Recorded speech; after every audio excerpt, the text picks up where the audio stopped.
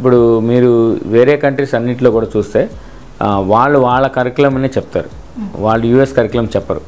So వాళ్ళు US curriculum చెప్పకుండా USML step 1 step 2 prepare అవుతున్నారు అంటే మనం ప్రిపేర్ అవ్వచ్చు. ఇప్పుడు మన ఇండియా నుంచి కూడా చాలామంది డాక్టర్లు యూఎస్ఎంఎల్ స్టెప్ 1 స్టెప్ 2 రాసి బ్యాచిలర్స్ తర్వాత అమెరికా వెళ్ళి రెసిడెన్సీ చేసి పెద్ద పెద్ద పొజిషన్స్లో మన వాళ్ళు ఉన్నారు, లేదని లేదు కాదంట్లా. అయితే మీకు కరేబియన్లో చదవటం వల్ల ఏమవుతుందంటే ఎక్కువ శాతం అక్కడ నుంచి అంటే మీరు టైం వేస్ట్ చేసుకోకుండా మెయిన్ టైం డ్యూరేషన్ మీకు అడ్వాంటేజ్గా ఉంటుంది. ఇప్పుడు మెడిసిన్ అనేసరికి ఇక్కడ 5.5 సంవత్సరాలు, మళ్ళీ యూఎస్ఎంఎల్ స్టెప్ 1 స్టెప్ 2 రాయాలంటే ఇంకో 2 సంవత్సరాలు, ఇవి రాసిన తర్వాత మళ్ళీ రెసిడెన్సీ ఒక 3-4 సంవత్సరాలు. అంటే మీకు టైము ఇండియాలో చదువుతూనే చేయొచ్చు అంటే ఇండియాలో కుదరదమ్మా. మీకు కంపల్సరీగా స్టెప్ 1 స్టెప్ 2 రాయాలంటే యూఎస్లో మీకు అటాచ్మెంట్ ఉండాలి. సో అది మనం మెడికల్ కాలేజ్లో అడ్వాంటేజ్.